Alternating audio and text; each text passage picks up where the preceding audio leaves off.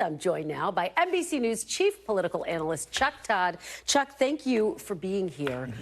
You heard those voters. Yeah. When we look at our polls, you see it in the polls. I mean, President Biden is losing support among young voters, among Muslim and Arab voters. Pollsters say this is the first time they have really seen a foreign conflict have this type of an impact on the president's standing. What do you make of this? How significant is it? Israel and Palestinian issue has never been an international issue. It's always been a domestic issue. So that's always been the one issue that is not unlike the other foreign policy issues. So I almost think you can't put it in the same bucket as Ukraine. Look, we're going to find out how politically vulnerable he is in this Michigan primary. I mean, you know, if the uncommitted vote gets into the 30s, that's a significant protest vote. I think if it's below 30, I'm not, you know, it's very interesting here. It is. I think if it's in the 30s, then they have to start worrying about it because every vote counts. But this is a significant population in Michigan, but it is not a decisive population for the Democratic vote here. But I will say this about the whole Gaza situation. I don't think it's going to be an issue in the fall for one reason. Why?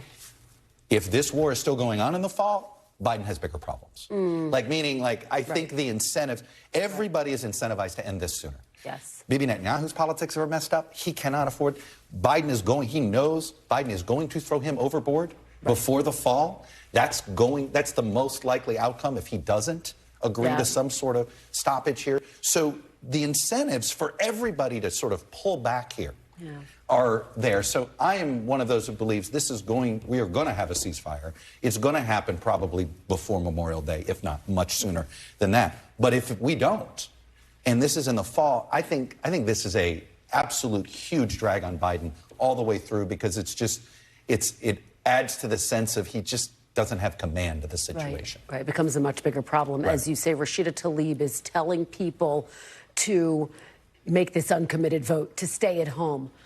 Do you think that's going to be like how much of an impact? I think if this vote is in the 30s, I mean, this is where if Rashida Tlaib wants to send a message to Biden, she better hope they get into the mid-30s, even closer to 40. You know, it's a free vote to do it, right, in many cases. I'm skeptical that it will get that high. Okay. But if it does get that high, then I think it does probably focus the mind of the Biden White House even more. But I'm convinced that they already know this. They can't afford this. Cannot be a hot war in the fall. Right. It absolutely will drag him down. Well, that's why they're making various trips, the Secretary of State, to try to get that ceasefire and hostage deal done. I want to turn to your column this week because you focus on the divides within the Republican Party, which you say are just devastating. I'm going to read a little bit of what you write. You write, the GOP is likely too divided to win. And until Republicans can agree on an ideology that unifies and on a character that unifies, it's going to be a similar story to what they experienced in 2018, 2019, 2020, 2022, and 2023. That is a bold statement. No, well, you know, I do think the reason I focused on this is because I think a lot of legacy media and a lot of partisan media, sort of, particularly on the left, does it sort of lumps Republicans all in one column. It's like, look, Trump has control of the party, but he doesn't own the entire party. Nikki Haley's out there getting 30 to 40% of the vote, and she's going to continue, even though... That's why she's not dropping out. Even though the message has been sent, you know, she can't win. All of her voters know that. Yet they're still willing to cast an anti-Trump vote. You've got a Senate candidate in Arizona secretly taping the state party chair. You've got two different state party chairs in Michigan. Texas Republicans shoot each other all the time. It was a Republican House that impeached a Republican Attorney General who was acquitted by a Republican state Senate. And so this is a party. Trump really has the party. It's not evenly divided, but it's extraordinarily divided. And in an election that is going to be decided by small margins. This is why when you look around, particularly in the state of Michigan, I know we sit here and you talk about this Arab American vote. There's no doubt it's potentially crucial. Yeah. But I would posit that the Michigan Republicans and Trump, it's so damaged there between abortion, that it, in some ways it counteracts it, right? And you have this, look, they're similar.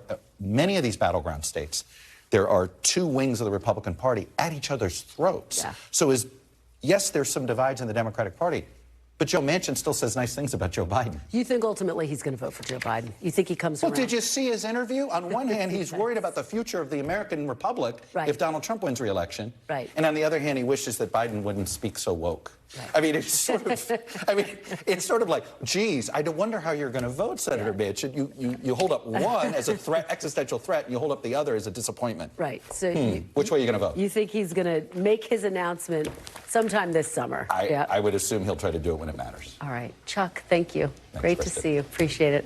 Thanks for watching. Stay updated about breaking news and top stories on the NBC News app or follow us on social media.